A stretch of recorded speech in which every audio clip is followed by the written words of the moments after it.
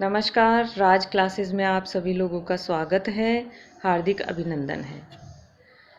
पिछले वीडियो में हमने भाषा के प्रकार के बारे में जाना था। आज हम संविधान में मान्यता प्राप्त 22 भाषाओं और भाषा और बोली में अंतर तथा लिपि का अध्ययन करेंगे। संसार में कई तरह की भाषाएं बोली जाती हैं, जैसे संस्कृत, हिंदी, अंग्रेजी, जर्मन, फ्रेंच, इतालवी, चीनी। कई भाषाएं बोली जाती है। भारत में भी अनेक भाषाएं बोली जाती है। हिंदी हमारी राष्ट्रभाषा है। आज जो हिंदी हम बोलते हैं और लिखते हैं वह खड़ी बोली हिंदी के नाम से प्रचलित है। भारत में पहले 18 भाषाओं को मान्यता मिली थी, लेकिन अब उनमें 4 और बोलियां जोड़कर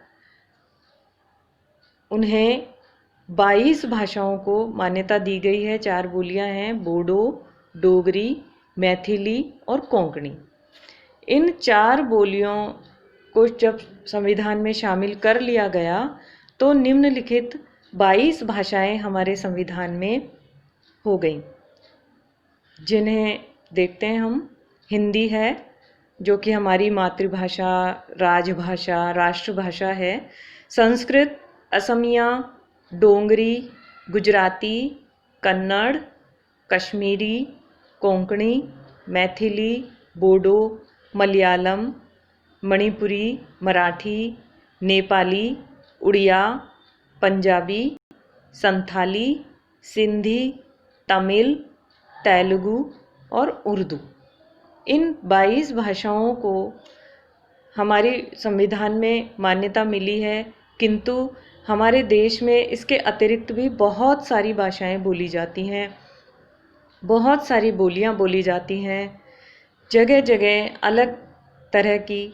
तो हम भाषा और बोली दोनों में अंतर समझने की कोशिश करते हैं कि एक सीमित क्षेत्र में बोले जाने वाली भाषा के स्थानीय रूप को बोली कहा जाता है, जिसमें कि साहित्य रचना नहीं होती है और इसका कोई व्याकरण भी नहीं होता है और इसका शब्दकोश भी नहीं होता है, क्योंकि यह बहुत ही सीमित लोगों के द्वारा बोली जाती है।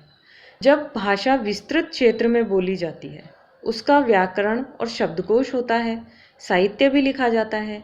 यदि एक बोली विस्तृत रूप से बोली जाने लगे, उसका क्षेत्र विस्तृत होने लगे, उसमें व्याकरण रचना होने लगे, उसमें साहित्य लिखा जाने लगे, तो वह बोली भी भाषा बन जाती है और भाषा का रूप ले लेती है। तो इस प्रकार भाषा और बोली का अंतर मुख्य रूप से क्षेत्र का है कि कौन सी बोली या भाषा कितने क्षेत्र में बोली जाएगी, उसका व्याकरण है या नहीं, उसका शब्दकोश है या नहीं।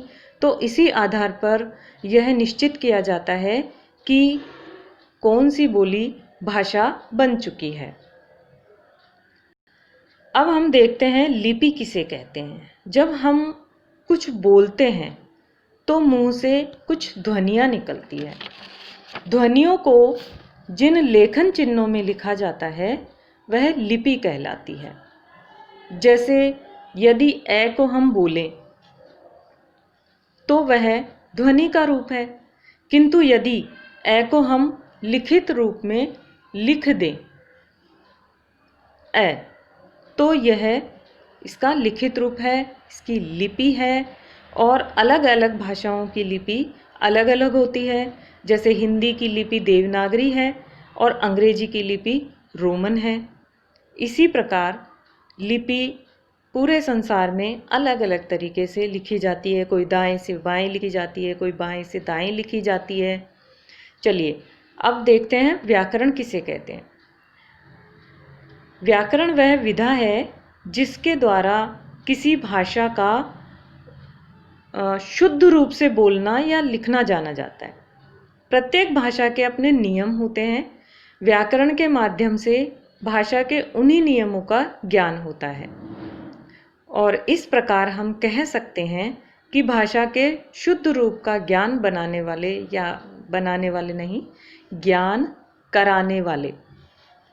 कराने वाले शास्त्र को ही व्याकरण कहते हैं। इस प्रकार इस वीडियो में इतना ही। भाग 3 में हम भारोपीय भाषाओं के अंतर्गत हिंदी की बोलियों के बारे में समझेंगे और भिन्न भिन्न भाषाओं की लिपियों का ज्ञान भी प्राप्त करेंगे। धन्यवाद।